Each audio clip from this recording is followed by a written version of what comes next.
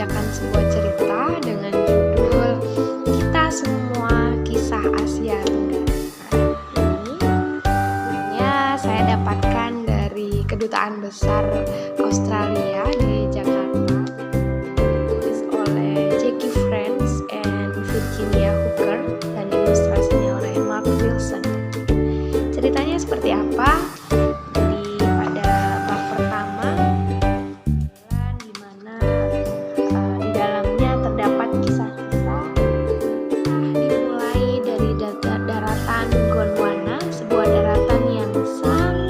Luas yang terletak di sebelah selatan dunia. Sekitar 65 juta sebelum Masehi, India terpisah dari daratan Gondwana menyebabkan terbentuknya potongan-potongan rantai lempengan antara Asia dan Australia. Kemudian tahun 120.000 sampai 100.000 sebelum Masehi, manusia bijaksana bernama Homo sapiens berjalan kaki keluar Afrika, bertemu dan kadang beranak pinak dengan manusia, Denisova dan Tertullian. Kemudian pada tahun 65.000 sebelum Masehi atau sebelumnya, manusia tiba di Australia. 60.000 sampai 40.000 sebelum Masehi muncul kesenian aborigin pertama di Australia. Pada tahun 60.000 sampai 50.000 ada manusia yang tinggal di gua-gua Filipina dan Sulawesi. Kemudian pada tahun 40-an ribu sebelum Masehi, talas dan pandan mulai dibudidayakan di seluruh pulau Papua. Kemudian tahun 42.000 sebelum Masehi, manusia tinggal di gua-gua daerah timur dan mulai menetap dengan nyaman yang berkecukupan di Danau Bungo, Australia. Perjalanan yang pertama yaitu kita akan menyimak bersama cerita Timor Leste 45.000 sampai 5.000 sebelum Masehi. Hidup di gua-gua tepi sungai dan pantai.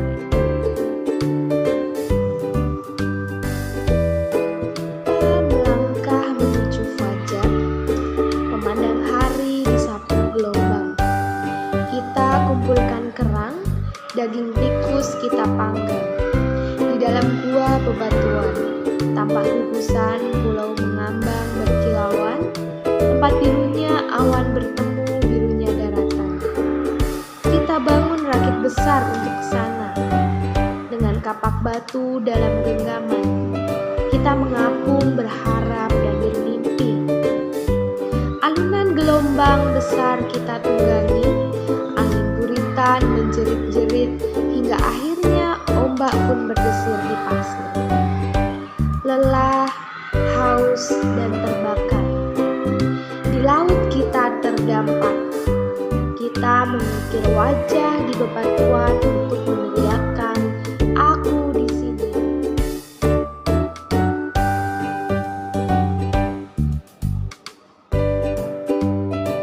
Ini masa perpindahan manusia tahun 5.000 sampai 500 sebelum Masehi. Sekitar 5.300 sebelum Masehi, orang-orang sedikit berlayar ke arah selatan Taiwan dan pesisir Tiongkok bagian selatan menggunakan perahu candik. Dari Australasia, orang-orang dari Tiongkok bagian selatan menyusuri lembah sungai menuju daratan Asia Tenggara. Kemudian menanam padi dan segera memulai beternak unggas. Orang-orang daratan Asia Tenggara mulai memproduksi kapak, tombak, lonceng, dan mangkuk dari perunggu. Setelah itu mereka membuat perkakas dari besi, tembaga, dan timah. Orang-orang Australasia berlayar ke barat hingga Afrika dan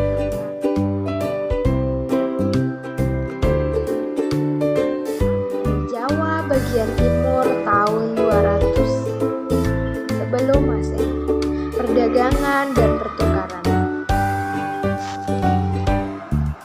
Kakak menabuh lagu untukku tentang berlayar memakai perahu kayu. Badai muson mencabik dan menggulung, angin raya mendorong layar terkembang. Kita duduk dan bernyanyi ikuti gendang besar. Telah tiba perahu pedagang. kita berdendam, berdagang kayu manis, rempah dan merica, dengan si mata biru dari negeri es utara, bernyanyi tentang rawa yang diajak untuk nasi. Genderang dari tembaga menggaung dalam-dalam. Kitalah pemilik tanah hijau, tempat harimau tidur. Kita pernah mengembara di padang pasir. Sekarang lautan dan daratan kita ukir. Berikutnya adalah Selat Malaka, penghubung abadi timur dan barat. Tahun 632 setelah kematian Nabi Muhammad, Islam menyebar hingga sepanjang Timur Tengah, Afrika Utara, Spanyol, India, dan Tiongkok. Sekitar 670, Sriwijaya, kota pelabuhan Buddha di Sumatera sebagian selatan, mendominasi pedagang Selat Malaka selama beberapa abad. Tahun 762, Kekhalifahan Bani Abbasiyah mendirikan kota Baghdad dan membawa kebudayaan Islam mencapai puncaknya dalam ilmu pengetahuan, hukum, dan seni yang berlangsung sampai beberapa abad. Tahun 802 sampai 834, Raja Jayawarman II di Kamboja memulai dinasti Angkor. Tahun 900-an, orang Austronesia mulai tiba di Selandia Baru. Tahun 906 sampai 911, Campa dan Jawa saling mengirim misi diplomatik.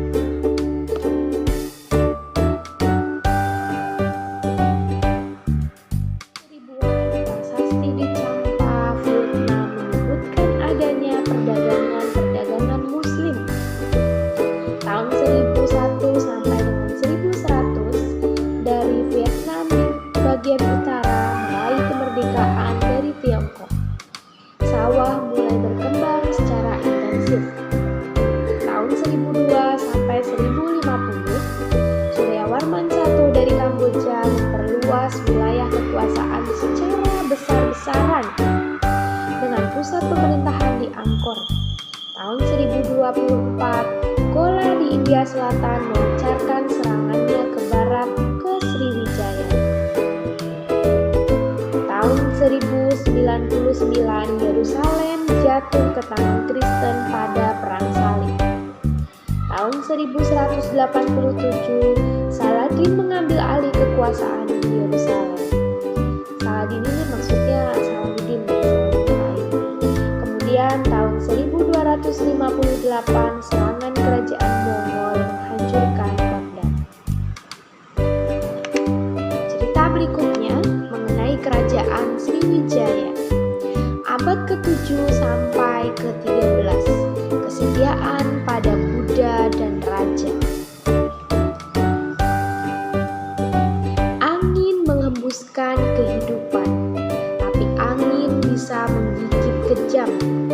Kita panjatkan doa kepada pelindung para pelaut, para komandan perang dan putra-putranya, para pelayan dan pekerja, para pengrajin, juru tulis, pematung, para kapten kapal, tukang cuci, dan budak raja, serta anak-anak seperti kita.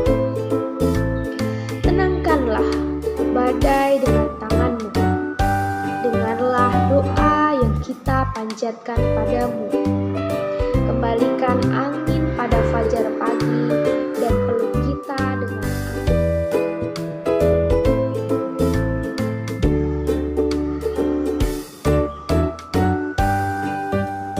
8 sampai dengan abad ke-16, peninggalan-peninggalan berukuran raksasa. Tahun 760 sampai 830, Candi Buddha Borobudur dibangun di Jawa Tengah. Tahun 900-an, komplek Candi Hindu Prambanan didirikan di Jawa Tengah. Tahun 1044 sampai 1077, Kerajaan Buddha Bagan berjaya di bawah pemerintahan Raja Anawarta, membangun 10.000 monumen keagamaan. Tahun 1500 kerajaan Mer di Angkor menginvasi Myanmar. Angkor membangun penampungan air dan saluran irigasi untuk pertama kalinya. Tahun 1113 sampai 1145, Raja Suryawarman II menguasai Thailand, Malaya, Vietnam, bagian selatan dan Laos. Ia juga memerintahkan pembangunan candi Hindu Angkor. Tahun 1200-an, Sukhothai kerajaan Thai pertama didirikan di wilayah utara Thailand. Tahun 1277 sampai 1201, serangan Mongol melemahkan kerajaan Bagan. Berikutnya tahun 1271, Kublai Khan menguasai Mongol, mendirikan dinasti Yuan di Tiongkok. Tahun 1274 sampai 1287, pasukan Mongol menyerbu Jepang, Vietnam, dan Myanmar. Tahun 1290-an, Marco Polo kembali ke Venesia dari Tiongkok membawa berita tentang kerajaan Mongol dan kemajuan teknologi di Tiongkok. Tahun 1293, pasukan Mongol menyerang pelabuhan-pelabuhan di Jawa bagian utara, tetapi tidak berhasil menjatuhkannya. Kemudian tahun 1294 sampai 1478, kerajaan Hindu-Buddha Majapahit di Jawa Timur mengembangkan ajarannya sampai keluar Jawa dan sekitarnya. Islam mulai mendapat simpati penduduk lokal. Kemudian komunitas Muslim berkembang di semenanjung Malaya bagian utara dan selatan Filipina. Tahun 1350, kerajaan Thai yang agung Ayutthaya menyebarkan pengaruhnya sampai wilayah-wilayah tetangga dan menarik perhatian perdagangan internasional, hingga dihancurkannya oleh Burma pada serangan tahun 1767. Tahun 1350-an, kerajaan Buddha langsang berkembang di Luang Prabang, Laos.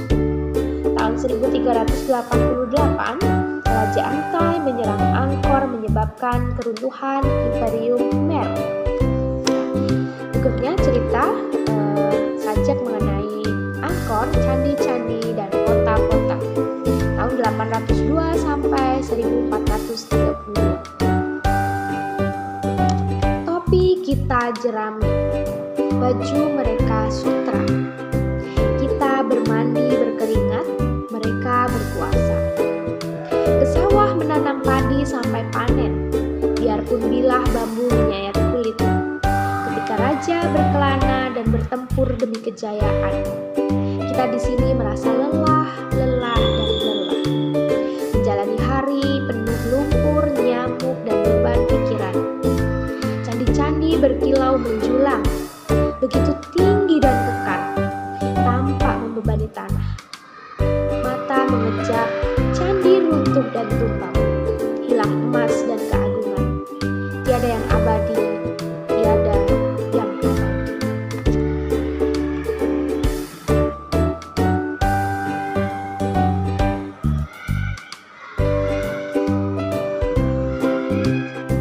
Berikutnya, pengaruh Islam. Maksudnya pengaruh Islam pada pola perdagangan abad ke-15. Awal 1400-an, Malaka didirikan dan penguasanya menjadi penganut Muslim. Kemudian tahun 1400-an, perdagangan antara Tiongkok dan Brunei mulai berkembang.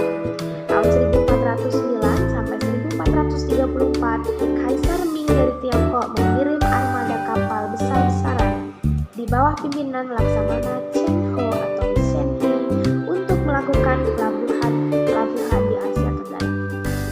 Tahun 1411, Malaka mengirimkan misi dagangnya ke Tiongkok.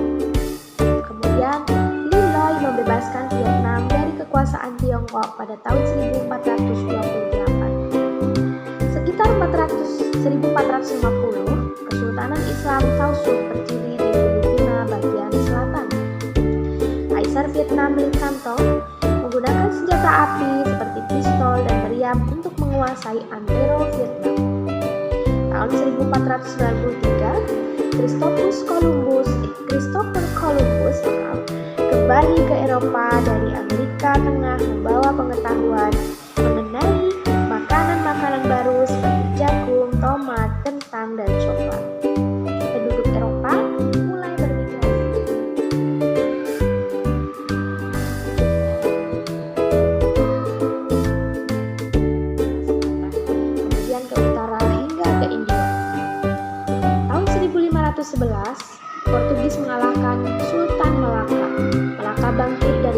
kembali pelabuhannya di bagian selatan semenanjung Malaya. Tahun 1519 sampai 1522, penjelajahan Spanyol Ferdinand Magellan menyeberangi Samudra Pasifik dari selatan Chile, Selat Magellan hingga Filipina dan dibunuh di sana. Kapalnya terus berlayar, menamatkan penjelajahannya pertama mengelilingi dunia. Vasco da Gama kemudian Ferdinand Magellan ini menjelajahi dunia hingga ke semenanjung Malaka. Tahun 1600-an, garis keturunan Kesultanan Malaka berdiri kembali di Johor sampai Riau, daerah selatan Singapura. Keturunannya masih menjadi sultan di era Malaysia modern. Tahun 1600-an, masih di tahun yang hampir bersamaan, perusahaan Hindia Timur Inggris atau English East India Company berdiri. Nah, tahun 1113 sampai 1145, perusahaan Hindia Timur Belanda VOC atau ini berdiri untuk penjajahan oleh Belanda di Hindia, di Indonesia maksudnya, ini berdiri. Kemudian tahun 1601 Portugis kalah dalam perebutan rempah di Maluku. Sebagian kecil bangsa Portugis bertahan di timur. Tahun 1641 pasukan Belanda dan pasukan dari Johor mengalahkan Portugis dari Malaka. Sampai pada tahun 1794 Belanda menguasai Malaka. Ketika Belanda mundur dan mengamati Inggris, pasukannya untuk memerintah Malaka sampai akhir perang Napoleon di Eropa. Saya bacakan mengenai Malaka 1400-an sampai 1600.